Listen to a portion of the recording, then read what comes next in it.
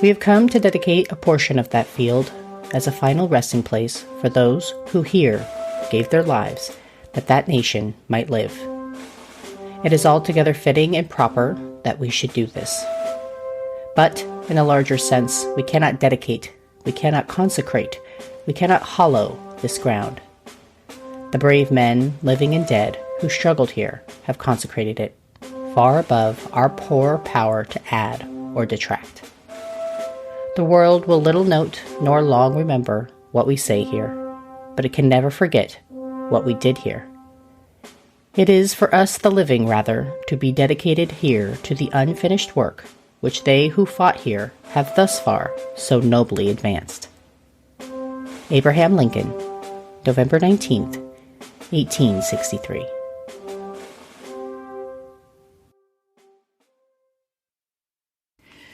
Welcome to Civics and Coffee. My name is Alicia, and I am a self-professed history nerd. Each week, I'm going to chat about a topic on U.S. history and give you both the highlights and occasionally break down some of the complexities in history and share stories you may not remember learning in high school, all in the time it takes to enjoy a cup of coffee.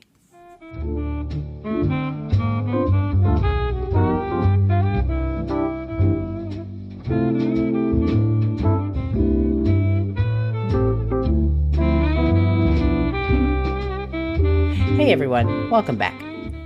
Over the course of 3 days in the summer of 1863, thousands of Americans converged upon a quiet rural town in Pennsylvania. Several years into the war, Confederate Commander Robert E. Lee hoped this attack of the North, his second in under a year, would be the final blow to the Union and convince President Lincoln to request peace. Lee would be gravely mistaken. At the conclusion of the bloodiest battle of the Civil War, the Union remained intact, and Lee's Confederate forces were in retreat, as over 50,000 soldiers lay dead or injured. So many men and women were lost that day that a portion of the area was dedicated in their memory, prompting a visit from President Lincoln, where he gave his famous Gettysburg Address. So join me this week as I dive into the Battle of Gettysburg. What happened? Who was involved? And what were the ramifications? Grab your cup of coffee, peeps. Let's do this.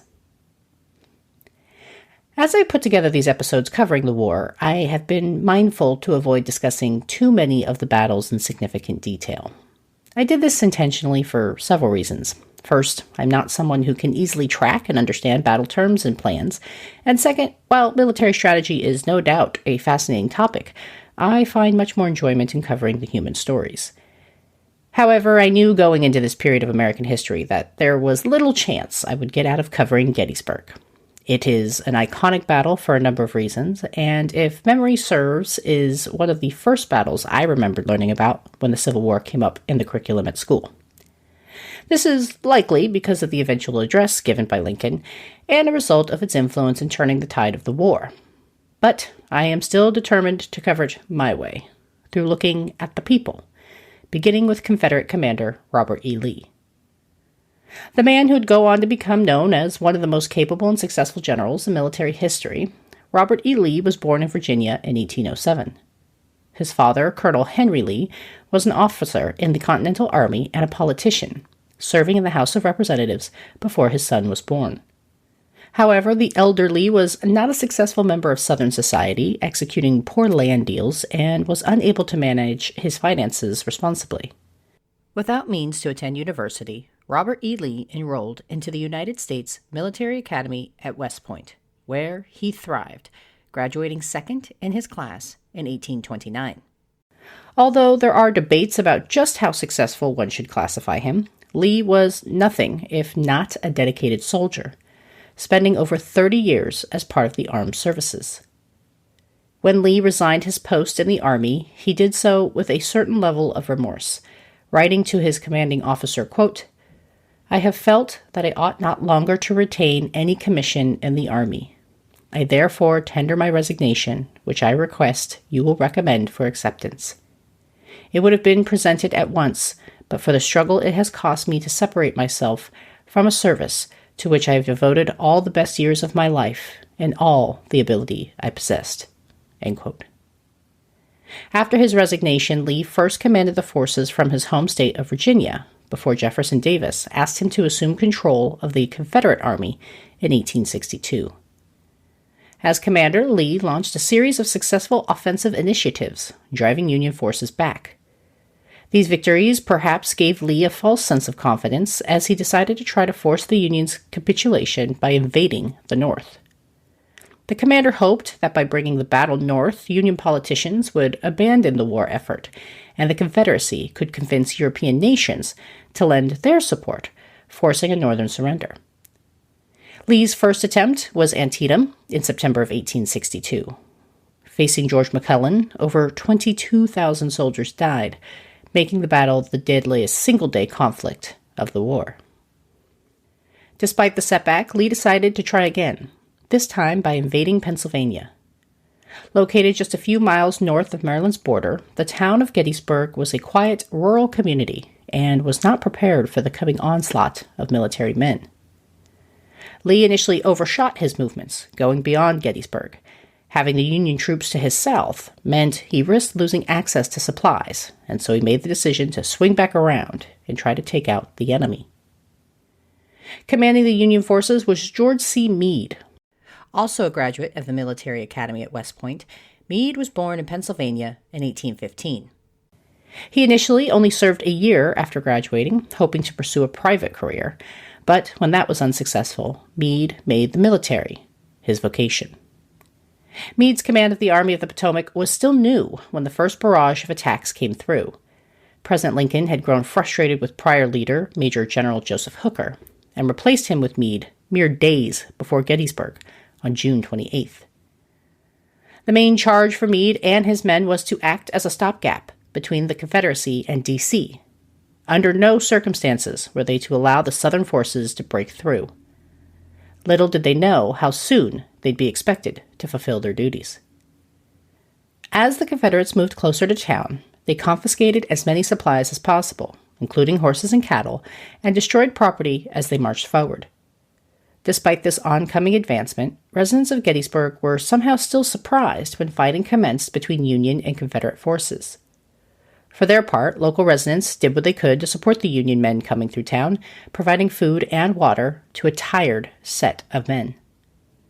The Battle of Gettysburg was a 3-day affair and initially showed promise for the Confederate side, who successfully managed to push the Union forces into a defensive position. Part of their retreat necessitated riding through town where Union men advised residents to go into hiding. One resident, a man named Albertus McCreary, later recalled he was told, quote, "All you good people, go down to your cellars, or you will be killed," end quote. Confederate forces were successful again on day 2, gaining important ground and giving Lee, perhaps again, that false sense of confidence about his men's abilities to take the area. I say this because on day 3, Lee ordered his men to advance through an open, unprotected field. Known as Pickett's Charge, the area provided zero cover, making the Confederate soldiers sitting ducks for Union fire. It proved to be a disastrous decision for Lee, who lost over 5,000 men in just 1 hour. The devastating loss prompted Lee to pull back, and he commanded his forces to move into the protections of Southern territory. Lincoln, who had hoped to take advantage of the reduced fighting force, wanted Meade to follow the Confederates and strike the final blow to prompt Lee's surrender. However, Meade decided to play it safe, a common theme among Union commanders, and did not follow Lee or his men.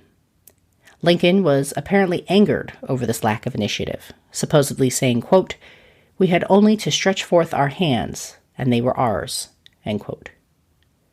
Whether Meade would have been successful at overwhelming Lee's men and securing a surrender remains one of the many what-ifs in history. Regardless, the war would extend another 18 months, and whatever small hope at victory quickly disappeared for the president. Despite his frustration at not securing a surrender from the Confederacy, the Battle of Gettysburg was a turning point in the war. Robert E. Lee, who was coming off of an impressive victory just months prior at the Battle of Chancellorsville, posed a mighty threat to the Union. He was aggressive in his war plans and was committed to trying to bring the Union to its knees through invading the Federal Army on its home turf. If successful, Lincoln and the Union could have faced significant pressure to relent and negotiate a peace that would be arguably different than the final outcome. However, by repelling the invading forces, the Union not only secured a tactical victory, but enjoyed a morale boost as well. Despite the challenges and mighty command that was Robert E. Lee, Federal troops held the line, destroying the general's plans to overwhelm the North. Although fighting would continue for almost 2 more years, the Union proved that Lee was not as untouchable as they originally thought. But the victory came at a significant cost. Over the course of the 3-day conflict, over 165,000 men engaged in combat. When the battle ceased and Lee's army fled in retreat, over 50,000 soldiers lay dead or injured. The devastation was so monumental it prompted the establishment of the Camp Letterman General Hospital just east of town, where medical personnel worked tirelessly to save as many as they could. It's estimated that over 20,000 wounded Union and Confederate soldiers were treated in the days, weeks, and months after the battle. For local residents, interacting so closely with members of the other side helped bring a humanity to those who had long been classified as monstrous. One Gettysburg resident later wrote, quote, "They were just men, or rather boys, just like our own boys," end quote. If you remember your studies of the Civil War in high school, then you may be able to recall the pictures of the bodies strewn about the field. Local residents moved quickly to bury the dead, putting the fallen soldiers into shallow graves and creating temporary markers. However, this was not a viable long-term solution, and townspeople called for a more permanent and proper place to house the dead. They worked with the governor of Pennsylvania to secure a parcel of land near the ill-fated attack at Pickett's Charge, to rebury the thousands of fallen soldiers. The area became the Soldiers' National Cemetery, and it is where, on November 19, 1863, President Lincoln gave his brief, yet iconic, Gettysburg Address, a portion of which I read at the start of the episode. The development of the cemetery and the reburial process took several months, and bodies were still being moved in March of 1864. There was also a commemorative statue erected in honor of the fallen, which took several years, and was finally dedicated on the 6th anniversary of the battle on July 1st, 1869.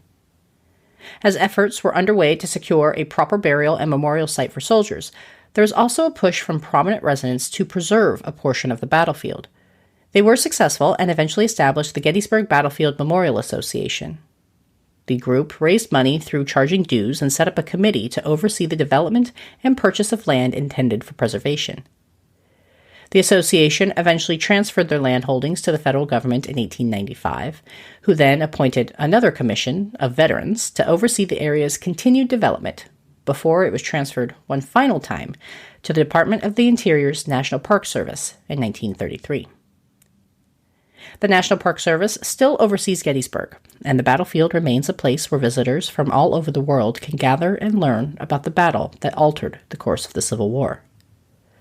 As a lover of public history, it remains on my to-do list, and I would love to hear from any of you who have visited and want to share your experience. An aggressive strategy gone wrong, Gettysburg remains one of the most well-known and studied battles of the Civil War, and it is easy to understand why. Given Robert E. Lee's reputation as a strategic and effective military leader, it is no wonder historians and Civil War aficionados spend countless hours analyzing the various components to the deadliest series of days in the Civil War. However, despite Lee's extensive experience and military training, he could not break the spirit of the Union men he encountered. As both sides converged on the sleepy farm town in southern Pennsylvania, the death and destruction wrought would leave a lasting mark on the surrounding community, who worked together to ensure the sacrifice of the thousands of soldiers was remembered long after the gunsmoke cleared and the war was over. While there were several more battles after Gettysburg, this will likely be the last one I cover in any substantive detail. The rest of my list of Civil War topics skew towards the people and groups who made contributions to the war and look at how they navigated a nation that was evolving right before their eyes. And don't forget, it's not too late to make your Civil War requests. You can do so via any of the socials or through my website at www.civicsandcoffee.com. If you'd like to support the show, consider a rate and review. Your 5-star reviews help get the show out to others and, of course, always brings a smile to my face. And if you are feeling generous with your cash, you can also donate to the show through Buy Me a Coffee. Your contributions go to things like hosting fees and the never-ending book supply required to run this here podcast. Information about donations and merchandise can be found on the website. Thanks, peeps. I'll see you next week. Thanks for tuning in, and I hope you enjoyed this episode of Civics and Coffee. If you want to hear more small snippets from American history, be sure to subscribe wherever you get your podcasts. Thanks for joining me, and I look forward to our next cup of coffee together.